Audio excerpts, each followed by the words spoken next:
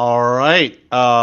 If we're laughing, it's because I actually didn't hit go live and we were talking to the ether. And I was looking at this. I noticed something was different about the screen because it shows you like how many people are watching it in real time. And I'm like I know it's random, right? Sometimes I get 20 live simultaneous viewers, sometimes zero.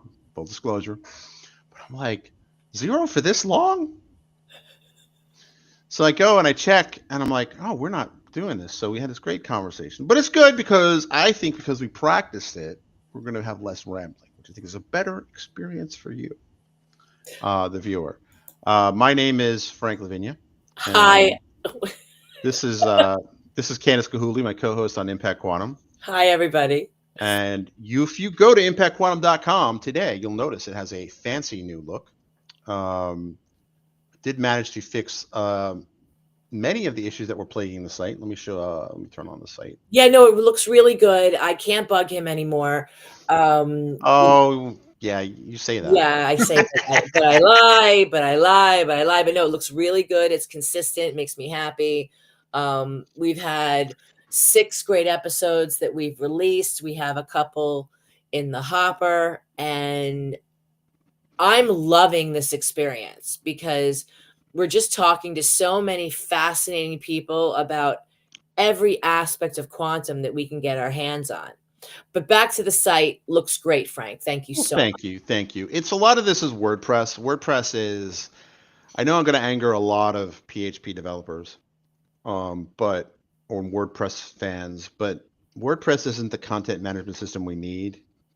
I mean, isn't the content management system we deserve? It's the content management system we need. It's just so easy to do stuff. It's so easy to um, produce content. There's such a rich ecosystem of templates. I think I was talking to you about you were coming up with your own your next version of your site, Yeah, and and it's just like there's templates everywhere. there's And temples everywhere, but it's its own special kind of hell. I mean, right, there, like when you're in it and you're like, I want this, I want to do that, and nobody is the guru of WordPress. We were saying you're a guru of a theme. that's true. It is very I mean, I think after using it for like an hour, trying to getting frustrated all along the way, I have noticed like there's a certain WordPress way of thinking that once you kind of get into that zone, it makes a lot more sense. Okay. I think because like even when we're talking through stuff on the screen share, I'm like, wait a minute, that's technically part of the appearance, which is technically part of the site, which is technically like like there's definitely a method to the madness of WordPress, but it is what it is. We've had some great conversations, um, covering kind of recently the security aspects of it.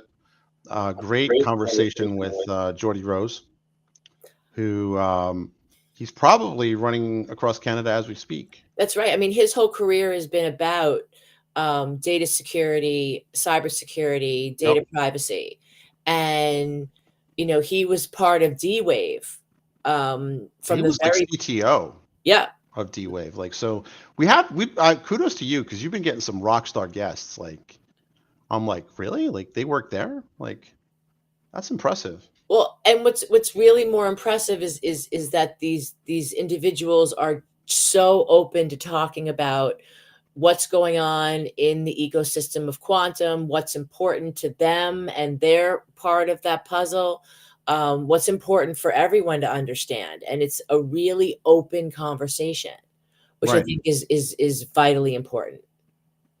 So while we're on the topic of today is April Fool's Day, and we have a new episode of Data Driven Out. Great conversation with Bar Moses on data observability. Highly recommend you like, share, subscribe, do all the good stuff. But today marks a special anniversary. It's April Fool's Day. So go back in time to the 80s. Crazy Eddie was still around in New York. His prices were insane. That was, you got to watch the retro commercials because they are hilarious. Right. But on Sunday, April 1st, 1984, I got this bad boy.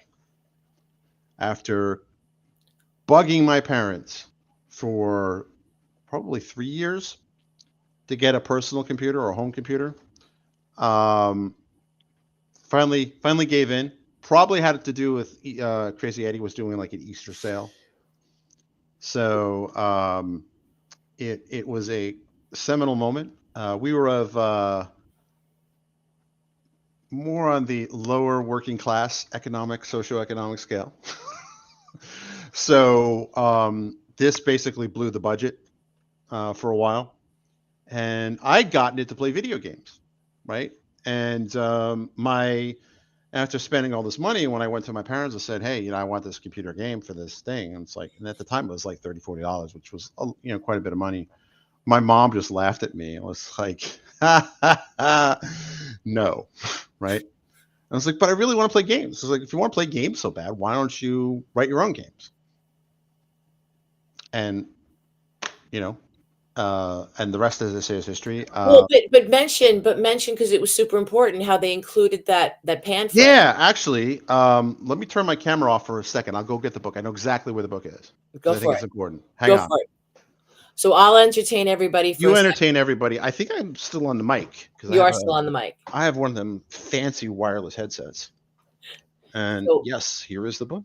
oh, good. There he goes. Go. You got it fit. You got it quick. I didn't even have to entertain so Oh, much. it's like I have like a little museum here. I have a Zune.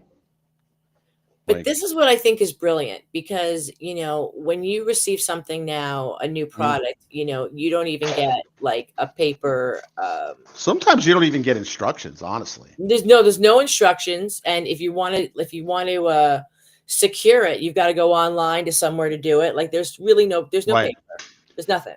So this here shipped with every Commodore 64. And oh, look, I wonder what would happen if I put in, there's like still get the most, like a subscription card, like to That's register. hilarious. See? Smart publishing. But at the time, there was no internet. I think they do it now to save costs because I can just Google it, right? Right. I mean, there's a lot of instructions there you're not going to need anymore. But the point is, they were, from the word go, right, interested in having the community out there developing. Absolutely. And there's these little things that you just don't realize the longer term effect that they have over time. And this was a major effect. I mean, this was the first computer programming book I read. And it was not written for, how old was I at the time? 11. It was not written for 11-year-olds. Because like, it was kind of like, now I understand it because, but it's like hierarchy of operations, right? Like that's way above and time your pay grade, but yet it gets you interested, and that's the most important thing, and that's what excites me so much is when technology is going to excite the next generation. Absolutely. I mean, it actually included code that you had to retype. See? In there, and like I wanted to write a video game. I think this might actually be the thing, talking about sprites. And it shows you like, the parameters of the screen and like all the things that you have to take into account. And at the time, like, there really wasn't, I mean, there were BBSs and stuff where you could interact with other people, but that was one, extra money, and two, my mom had seen too many like hacker movies to think that she was afraid to give me a thing. But every command like had like a reference, so it was basically like this massive thing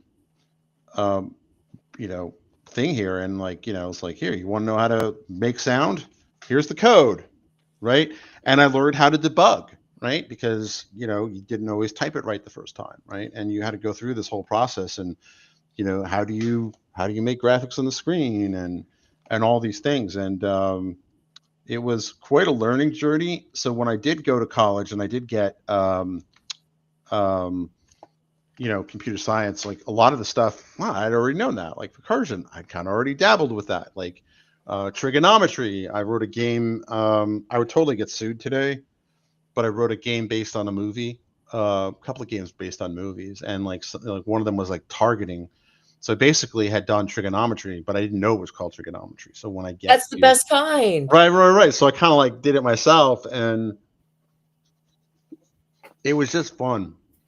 I don't think people can understand like how this was such a frontier then. and very few kids were into it. There were a couple of us, like that had this and would program and stuff like that. But when you were talking the other day about your first computer experience, because your dad was a guy, a fellow at IBM Research, and he walked into the room. You were telling me, like, with a computer under his arm. Well, and I looked it up on our when we started to read. He brought home a 5150. Oh wow! Right, so he under one arm he had the monitor, and under the other arm, my dad was 6'7". He'd have the hard drive. So He he brought had the arms to pull it off, right? he had It's the not arms to like pull it off, I but was it was showing you, gigantic. like I mean, it was really big. people listening be like, "Well, what's the big deal?" No, it's not No, no, that. no. It wasn't this tiny No, thing. It was no. a much bigger deal to like carry one of those under your And it arms. was So fantastic because it was like 82, 83 that, yeah, my we were on a computer. Now right. Well, that was like and I remember like even like the kids like magazines and kids like stuff that they would give out of school, and they'd be like they'd have like little snippets of basic code, and it was like Mhm, 10 hello world, 20 mhm. go to 10, and it would like fill up the screen, and it was kind of like it was kind of fun. And I remember reverse engineering video games to get cheats and things like that. And it was a fun time. It was a different era, shall we say. Very much innovation. And you were mostly on your own too, Yeah. right? It's not like, you'll hear stories about the early days of Apple where Steve Jobs and Steve Wozniak were like going to the Berkeley Computer Club. We did not have these things in Bayonne, New Jersey in the 80s. Like, this Bayonne was not you know, was very much a blue collar town, right? There was not really computer, like, just having a computer put you like in a very small kind of club. Knowing how to program it was an even smaller club. So like, but like all the fundamentals I learned at that age, and it was a fun time.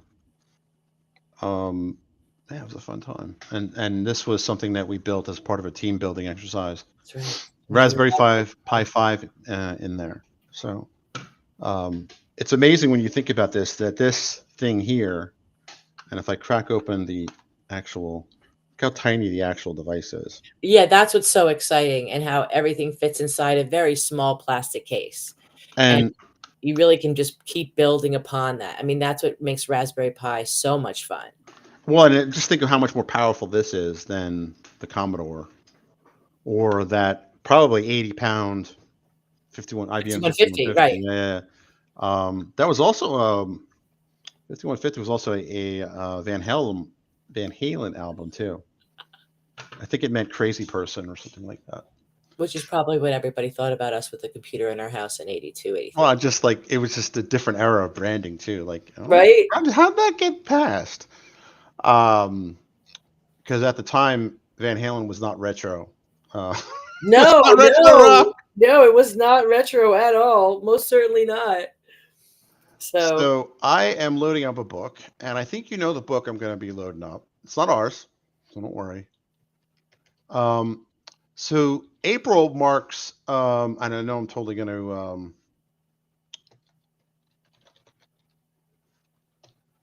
April is Neurodivergence Awareness Month. right, and specifically, like, autism awareness is April 2nd. April 2nd. That's tomorrow. So what's interesting is I've been reading a book written by David Plummer, who's a big YouTuber, and something like employee number 50 or 60 at Microsoft. Like, if you use the taskbar or you use the task manager, he wrote it. Has basically like that type of street cred. And he has a book out that I didn't think he's been pushing this book for a while, but like I didn't finally pick it up until we're actually in like a Facebook group together for Microsoft old timers.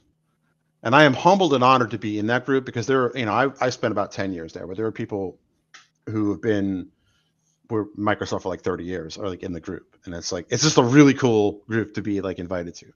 But he's in there, and he started like talking about some of the experiences that kind of informed this book. And I'm like, you know what? I like his YouTube videos. Let's see if I like his writing. And I have to say, he's a really good writer. And it's really brought to mind like a lot of, I think, he grew up in somewhere in rural Saskatchewan, Okay. and not a lot of computers there at the time. Right. He's older than I am, so we're talking late 70s, maybe early 80s. Um,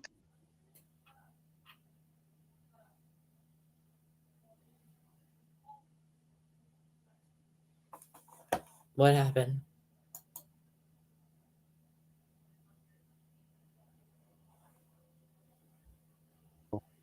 my audio back? Yep, my audio's back now. That is weird. Um, Very interesting because it talks about being on the spectrum and then kind of like early Microsoft, 90s era Microsoft, and what it was like there.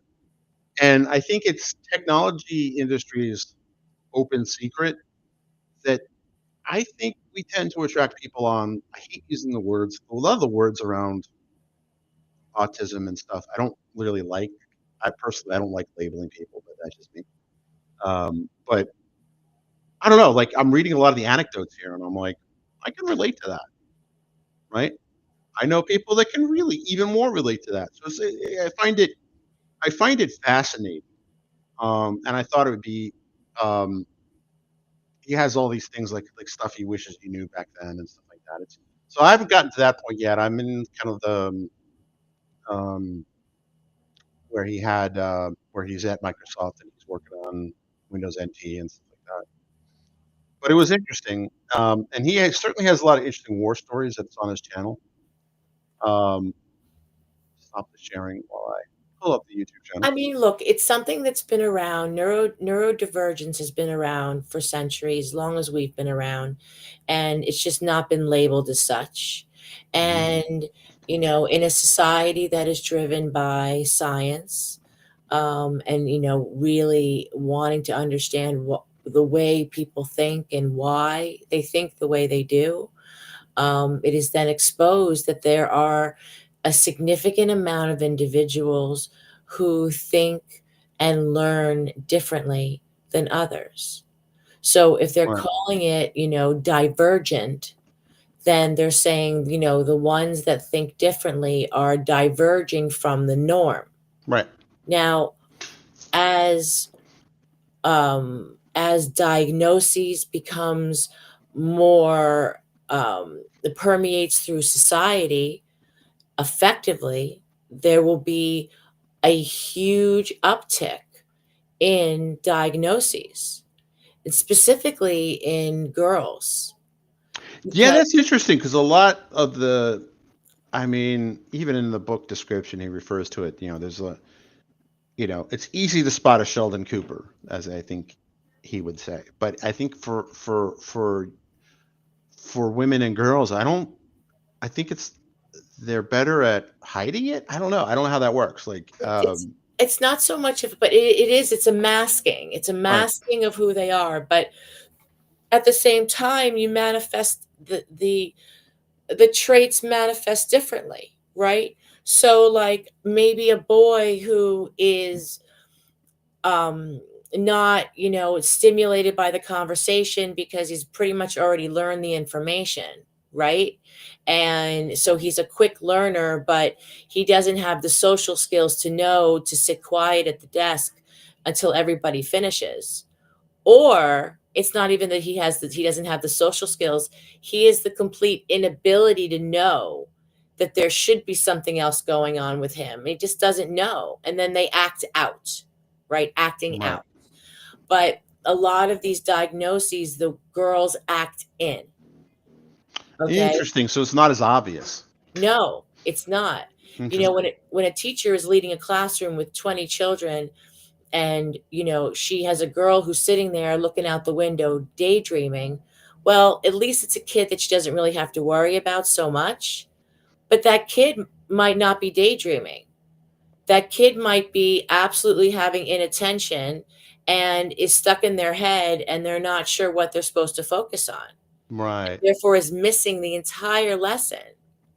Well, and also too, like, the teacher has to triage. The kid running around the room throwing stuff is probably going to get Gets more, the right? teacher's attention right away.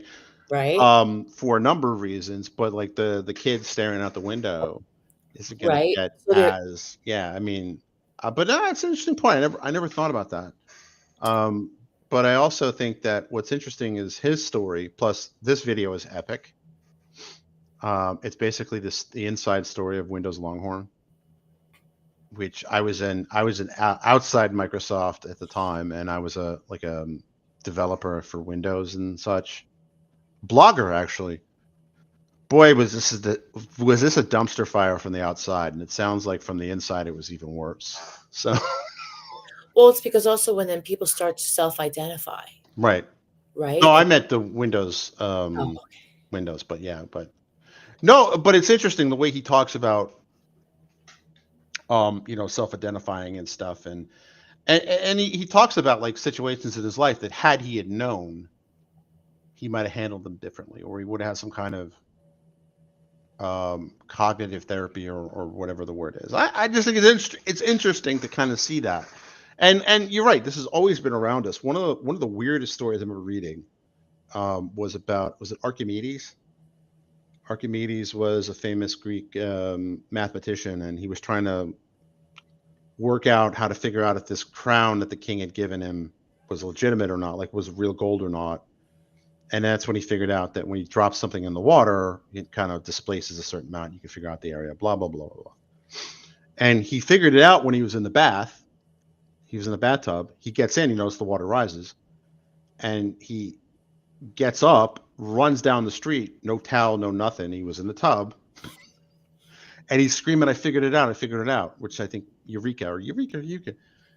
And I, that sounds kind of neurodivergent to me. Like, not like, running around the streets naked, while you're working on a problem and you figured it out, right. you're so excited. Far be it from me to, you know, diagnose a historical figure, but I mean, that's what we would call it today. And right, and there's a lot of historical figures that they would diagnose as having Right. neurodivergent diagnoses. Absolutely, and some of great artists and great thinkers of our time.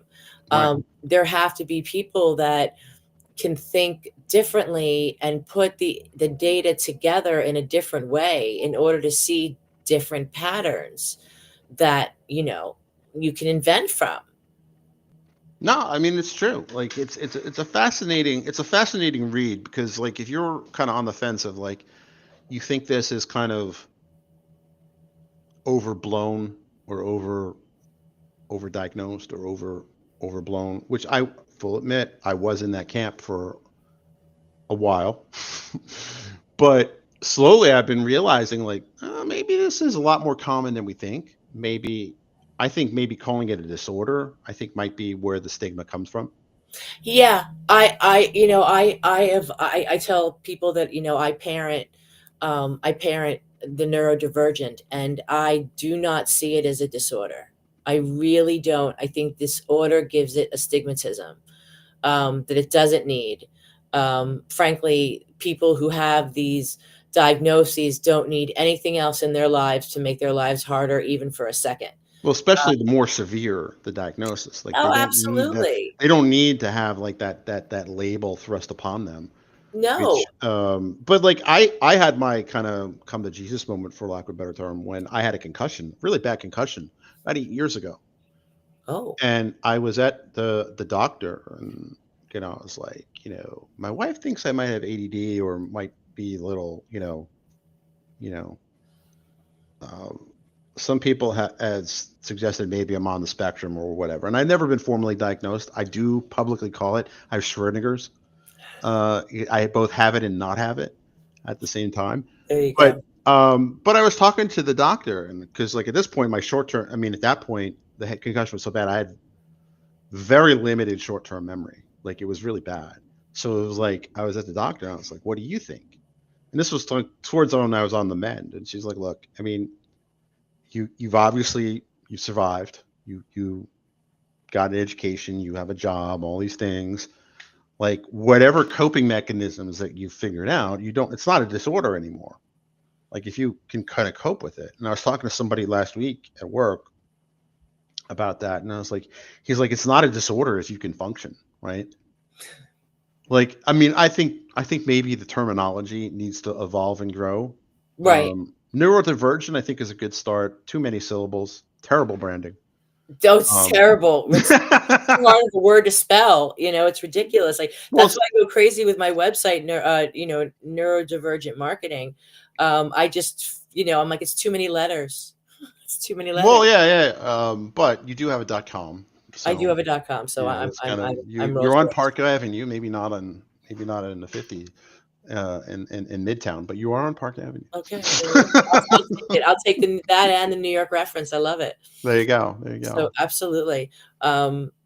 But it's interesting because we're also always talking about quantum, we're talking about data security and cybersecurity, and actually how that overlaps with the neurodivergent community.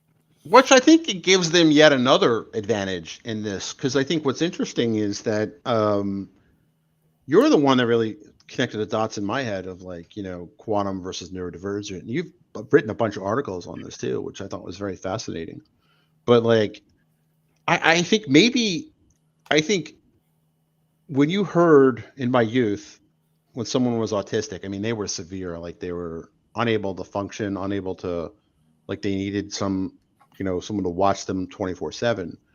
But I think that the growing knowledge of, like, this is really kind of a spectrum, right? It's a little bit, or maybe it's not. I don't know. Like, maybe it's not like a one-dimensional spectrum. Maybe it's like a multi-dimensional thing here. I don't I know. think it has to be I think it has to be maybe a multidimensional because there's so many different symptoms, and Right. not everybody has the same symptoms, or representation of it. It's a dynamic situation. It's not just in how you think and how you speak. It's in how you act. It's in how you relate.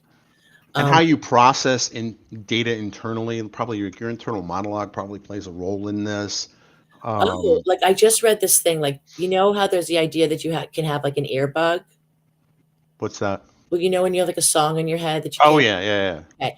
But people who have ADHD, they like will create a repetitive sound, almost a song in their minds as they're like, I'm walking up the stairs, then I'm gonna go brush my Really teeth. interesting. And they do this subconsciously, and it actually is a soothing mechanism Hmm. to help you kind of like remember the things that you're about to do, but you don't realize that you're even doing it. And then someone wrote about it, and I said, oh my God, my son tells me about this all the time.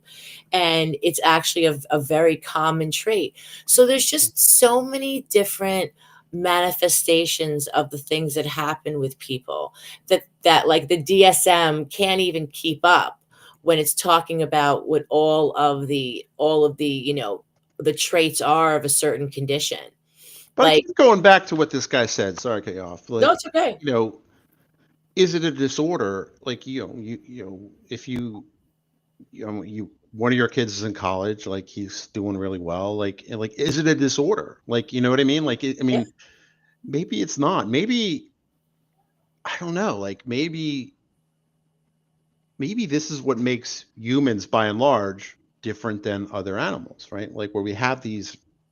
I don't know. Like, maybe I'm just throwing stuff out here, and it's a Tuesday, and I've definitely not had enough coffee, right? I actually have not had any energy drink yet. So, but I just wonder, like, maybe this isn't rare. Like, maybe every human being on the planet is somewhere in this, I'll call it three-dimensional space of, this. And then we only noticed the ones at the periphery because they were kind of extreme.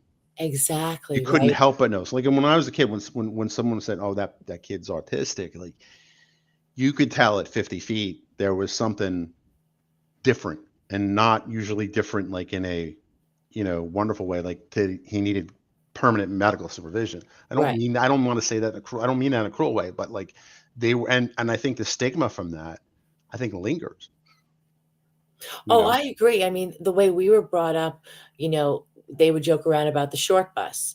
Yeah. Now, like my children have had, a multitude of personality, ethnic and neurodiverse children, that like, when one of my children's was diagnosed, they walk right into the classroom and they're like, I talk a lot when I'm nervous, but that's apparently part of my ADHD. Right. And I was like, you're brilliant. You're brilliant that you can say that. Like, from the minute we were diagnosed, we were told, you better be quiet about it, not let anyone know that you're different. Right. Right. By the end of the day, there were 7 kids in the classroom that were all like the little neurodivergent club, because they kept falling off the chairs. They couldn't sit still. They were hyper. Right. Very funny though, but it was also very empowering for them. Yeah, I think it's interesting because I think environmental factors. I think also too, like for most of human history, just having a full stomach Right? was an achievement. Not being exhausted at the end of the day was because you had to farm your own food, right? Like I think that this is, I wouldn't call it a disease of affluence because I think that's not really a good. No, I see what you're saying, but you know what? I just read this thing that there's a new We're totally gonna get canceled for this conversation. no, there's a new research study that is showing that if you're growing up near certain kind of electrical lines, Yeah. it will increase autism, because it's electrical lines and some kind of like smokestacks. It releases chemicals in your brain and makes it harder for oxygen to go through your brain. Yeah, I know also too, like lead poisoning. Right? If you look at like this, my grandmother was very much a germaphobe, God rest her soul, but she was like, never drink from the fountains at the school, right? Well, turns out it was a good advice because there was so much lead in those pipes because it was like an old building. And like if you look at the symptoms of lead poisoning in kids, I was made fun of because I wouldn't drink from the fountain, right? Like whatever. But they had it all. Like and it was just kind of like there's just stuff in our environment now that I don't think that certainly a few generations back weren't really a thing, right? The lifestyle we live today is very different than just a few generations back, right? Most, like 90% of the economy at one point was agrarian. Like you farm. Right. And maybe you were part of some kind of merchant class where you had you were a tradesman or whatever. But now I think I don't know if the stat is correct, but something like 2% of the U.S. population now is involved in agriculture because of automation and things like that. It's probably closer to 5. I live in a rural kind of farming community, so like for me, like maybe. But anyway, like it's just interesting. So like you have this entire shift where we're not worried about saber-toothed tigers chasing us, killing us. We're not generally worried about starvation. We're not generally worried about these. So you have a lot of this excess cognitive surplus. Yeah, but the car emissions that are coming down the road are killing us. Well, then the lead in the gas and lead in the paint, right? Up until like the 70s, like this was. No, it's true. But who knows what else, right? And also too, I think there's also a notion of information as a pollutant. And let me explain what I mean by that, because it's really weird, right? The amount of information that we're exposed to on a daily basis is probably orders of magnitude more than the average medieval peasant, right? Or even a 1900s, factory worker, right? We're just bombarded with information. We're always looking at our phone. We get the dopamine hit from the phone, right? I don't think our brains were really wired to be constantly flooded in dopamine or seeking dopamine, yes, but like the amount in which we get it, I think there's going to be a lot of unintended consequences there. Oh, I think absolutely. Especially with being able to receive information, digest information. My middle child said something the other day that really enlightened me and annoyed me at the same time, right? Parents know exactly what I'm talking about, right? His iPad, we were driving not that far away, like half an hour, and his battery on his iPad was going to go out. And I was like, dude, we're only like, and we didn't have any chargers. I'm like, we're only like 15, 20 minutes from home. It's not a crisis. Well, what am I supposed to do? Look out the window? Yeah. Yeah.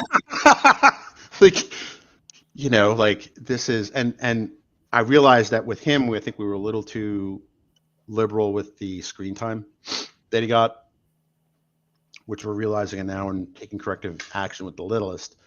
But we gotta unaddict him, sooner rather than later before it becomes even bigger. It's only going to be a bigger problem. And I That's why I do tell you to hide the chargers. You hide the chargers, then you're in control. know that he raids mine. I can always do. I can remotely deactivate it. Like it's not a thing. But But I don't know. still, I just find that what am I supposed to do? Look out the window? like, yeah. Like I Yeah. remember when I was being driven up to camp and my dad was annoyed that I had my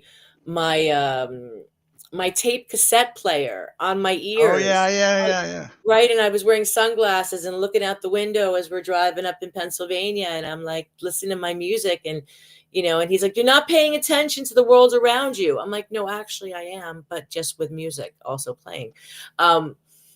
But it is an engagement with the world. Well, it's kind of that old argument, like pinball's going to ruin the next generation, right?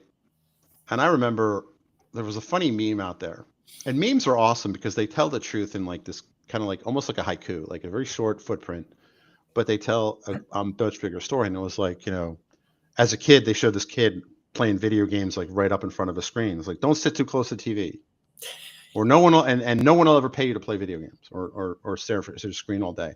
And they show the same kid, presumably, 30 years later, like coding in front of a Right. He's computer. doing just fine. Well, and also too, like the whole notion of coding and just is a very different. One of my friends, her kid is, very autistic. I'd say, I wouldn't say severe, but like enough that he needed intervention, right? And she lamented that, is there, what's he going to do with his life? And I'm like, technology, like, He'll be just I fine. mean, he'll be just fine. Like he'll fit right in there because it's not a normal activity. You think about it, like sitting and watching a block of code and rerunning it and reworking it to it's like is not something that I don't think it's something that by and large human brains were evolved to do. Right. Right. It takes a very special kind of, and it's interesting because like people get uncomfortable when you say stuff like this, but you look at like, someone, you can look at someone and like, oh, you're built like a football player, right? Like it's perfectly fine to say, oh, you're built like a gymnast, right? You could be a gymnast, you could be a model, you could do this, you could do that. But like when we say like you have the type of mind for doing X, Y, or Z, people get offended at that. Right. I had a neighbor who had her daughter was also diagnosed as having Asperger's, like legit full on. And I know that term is falling out of favor, but she was lamenting that like her daughter will never have a successful life. Like that was kind of like her mindset. So I'm like, really? No, not really. Now how much of that was her fishing for pity? Because that was kind of her brand, kind of her personality. Right. But how much of that is also the stigma associated with it? Right. And that's why with neurodiversity, I take a huge stand of strength. Right. And I'm always saying, and I know there's difficulties because I've seen the difficulties, but, there are so many things that people are capable of. They just have to find their place in society. And there is a place for that, and Absolutely. I mean, you look at some of the, I'm sorry, I cut you off. No, please. Some of the most financially successful people of our day are tech founders who they're neurodivergent. I mean, they don't, some of them admit to it, some of them don't. And I hate, diagnosing from a distance, especially because I don't have a degree in that. But I say I have a Grey's Anatomy degree that I've earned. A Grey's Anatomy degree, like that's my Grey's Anatomy 20-season degree. Exactly. Even like before the advent of like computers, right? Like the idea that this was always, I noticed that like people would complain about how some doctors have terrible bedside manners. Like they couldn't, for those who don't know what that term means, it means how you interact with people. But if you look at the process, and I went to school with a lot of kids who were, we were kids then, but that were pre-med. Mm-hmm. And the process of pre-med is just naturally deep study, deep this, deep this. It almost weeds out the people. Oh, absolutely. 'Cause you have to sit in a You have to this decompartmentalize, like, save your tears for the pillow. Like, if you can't separate yourself, right, like, walk in the room like nothing's wrong, right, I walk in a room, and if I'm upset, forget it, like, So, I would never have a chance to be able to hide or decompartmentalize myself that way, but there's some people that are very good at that. right, right. No, it's just it doesn't encourage people to, like, sit at a book or a chemistry lab all day. Like, it's just it seems like it's kinda I don't know. I don't have the answer, I just think there's probably a better one. But the other thing I would point out is, I don't think it's a I think that in our society, by using the word disorder, it comes across as a medical issue or like a major blocker to your life, and I don't think that's fair Or something that can be fixed. or something that needs to be fixed, Right? And right? number 1, this is not something that needs to be it actually doesn't need to be fixed. I mean, obviously, unfortunately, there are people, um, who the diagnosis is so gigantic, um, and it just compels their life in ways that are not suitable for society. I'm not talking about those people. Right, they I'm have their talk own Yeah. I'm hair. talking Like about this meme, your average 7 to 17-year-old kid right? who, can't think the same way as other people, and in fact but reacts in a way that is outward and is trying to do something to make it better. Like, I was telling you about Survivor this season, Mhm. and I was blown away that this is the first season they have a girl on who's autistic, and she's an athlete, and, um, and you're just rooting for her because she's everything that you want to see about somebody who perhaps has autism. You want to see how hard she tries, and you wanna see where it doesn't connect, and she's like, "I don't know when they're lying to me, but I kinda know when I'm being disrespected." Right, And think about how if you don't have a clear path through that, right? And then at one point, she's doing a game and she can't do it. She can't do it. And you're just dying inside because you're like, "I'm so sorry." And there's right, nothing you can do but watch her struggle. And then at right. the end, she does it, and then she comes apart completely because it was just too much anxiety inside of her. And this other cast member came over to hug her to give her the decompression that she needed. And then you had the host of the show, he literally after 20 years crying. He's like, he's crying like a girl. Like, this has never happened before. I've never been this upset. And it was so heartwarming because you know, we've grown up to learn about these different diagnoses, and we've grown up to see probably very extreme versions of these diagnoses, but really Well, see those are the cases that make the news. right. Right? Or like leave a lasting impression. It's some kind of cognitive bias, but like kind of like obvious, but it's not called obvious bias, but I'm going to call it obvious bias. Like when the first thing that pops in my head when I hear autistic, the first thing, maybe not so much now, but up until my concussion, basically, when I realized like maybe there's more to this neurodiversity thing than meets the eye, like at first, right? Um, but you think of someone who's effectively disabled, right? But that's not the case, right? Like it's really a spectrum, and Yeah, also absolutely. also brings up the thing like what's quote unquote normal or Well, neurotypical. Like what does that mean? exactly. Neurobasic is what I like to call it. Neurobasic. Neuro- But it's true. Like, for example, I have someone very close to me who actually is diagnosed with cerebral palsy. Cerebral Mhm. palsy has nothing to do with your brain. It has everything to do with your body. So even though there are people with cerebral palsy who can't communicate properly, their brain, it's fine. Yeah, It's their body, it's their muscles, it's and that that's got to be terrifying right? To be trapped because inside of yourself? I when I did have that concussion, right? It was I could still think, I was still there, but I couldn't communicate. Like it was very disturbing. It was only like it was like maybe 4 days, but 4 days of just like, oh shit, oh, I cursed. Sorry about that.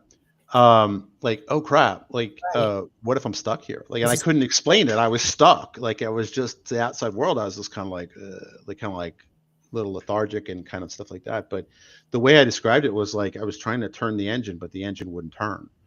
You know what I mean? Like the old cars where you have to the yeah, carburetors, you have to, and it was just like it was like that. wasn't turning over, It and you're like, wouldn't go, and it was like "What's wrong?"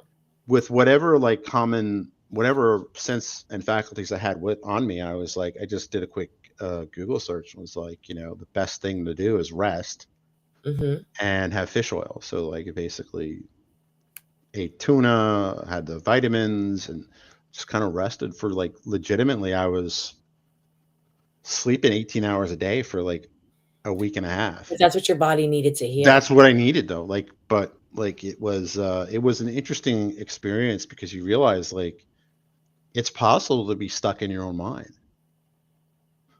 And you hear stories about, the elderly when they have dementia or some kind of decline, like, well, they don't really know what's going on. And since that experience, I'm like, how do we know that? How do we know that? I mean, for mercy's sake, I certainly hope that's the case, but we don't know that. And that's a very chilling thought. What a wonderful Tuesday conversation. I'm like, "My goodness gracious." No, but I think it's important because I think there's a lot of people that they'll see, April is Neurodiversity Awareness Month, and they won't outwardly say like brush it off, but inside their head they're like, oh, this is just another one of those like whatever holidays. But like, I think it's I think it's more I think it's more prevalent than we've been led to believe. Oh, And I absolutely. think it's always been more prevalent than we've been led to I believe. think it's always been more prevalent. I think it's gonna really explode over the next 3 years. Well, it's Uh, so obvious now, and yeah, there's to the point also that neuro basic is going to be like minority, it'll be like an insult. but it'll be the minority.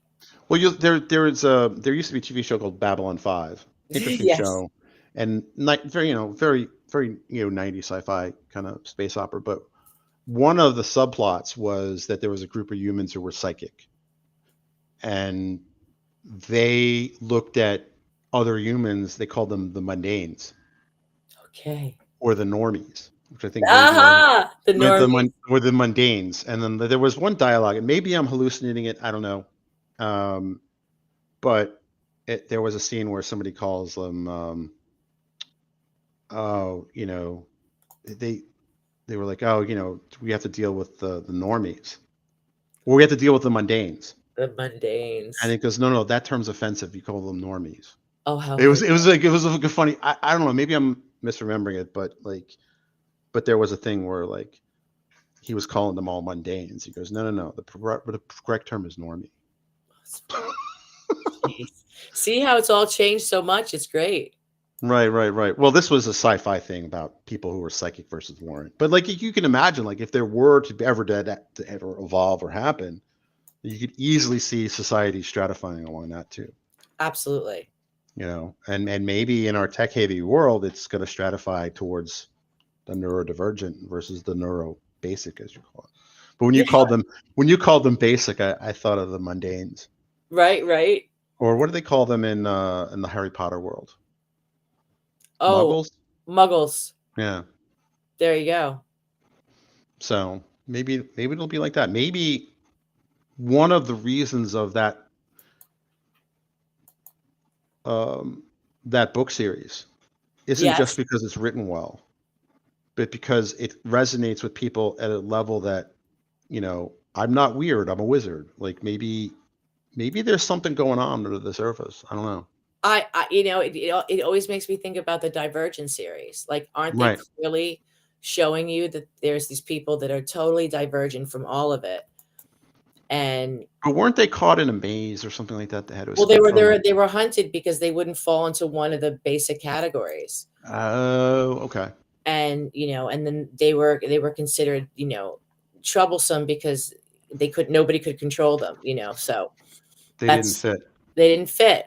but you know what? Maybe in the world, there's more of, when there's more and more neurodivergent than those who are considered, normal, Neuroregular. neural neutral, maybe Right. we should say.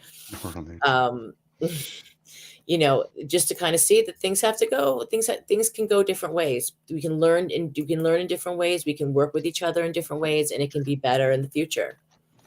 And there's a lot of room and place. So all the parents that are freaking out, who are worried, where is their kid going to fit in the world? Your kid's going to fit in the world. Yeah, I Because would your say kid's so. adaptable. And that's what the most important thing right now is. You have to be adaptable. I think that's always been important. I think if you look at, Darwin, the quote was only the strong will survive. I think what in the original context of the text was the adaptable survive or something like that. Like, adaptability is a strength, right? It's what keeps people alive, right? Yep. I doubt that we were meant to,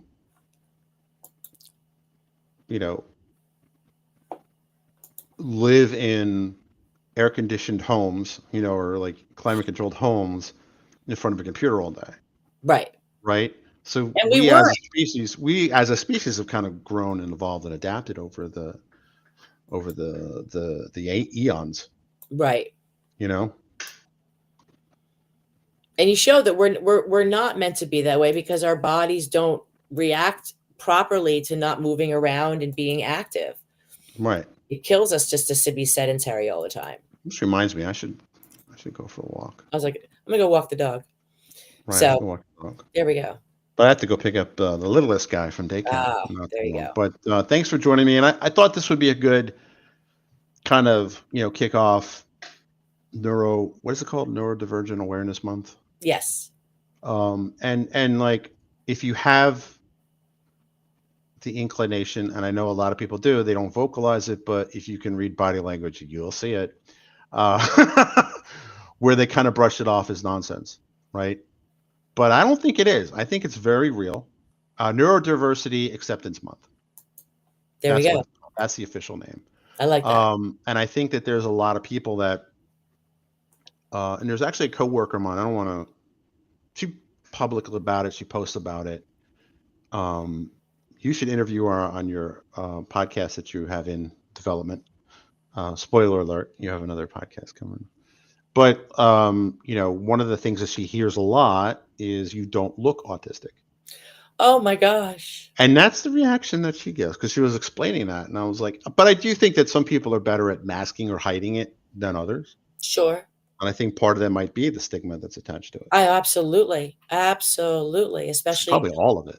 Especially right now with all the DEI backlash. Right. Nobody wants to admit anything, when they're trying to, they're in a job or they're trying to get a job. Right. When that might be one of their most significant assets, because it makes them a different kind of thinker. Right, so, exactly. There you go.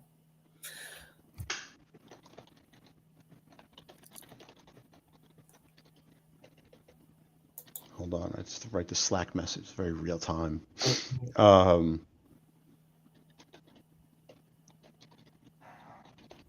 So I know this is a bit of a divergent on our normal technical topics, but I think it's important to recognize, like, this is the thing. Yeah. Now, not saying you have to go whole hog and believe it, but look at it with a different set of eyes, and then we'll see. Like, there are just people that just legitimately struggle with this, and I think it's probably more common than we've been led to believe.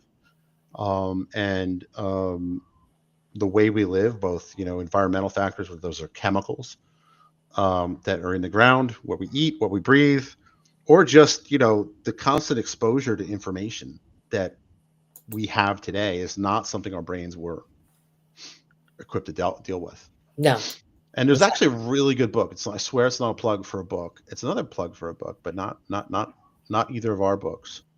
And for the life of me, I can't find the stupid tab where that's at. Oh, now I do. I'm reading it now, or actually listening to it now. It's called Second Brain. And it's basically the idea that you organizing your thoughts by using notebooks, whether that be physical Dead Mhm. Tree notebooks or electronic notebooks like OneNote. And I want to share this tab.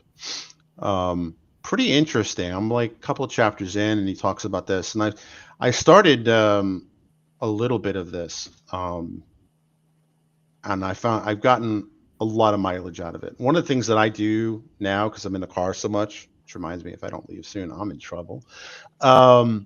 Is take voice notes.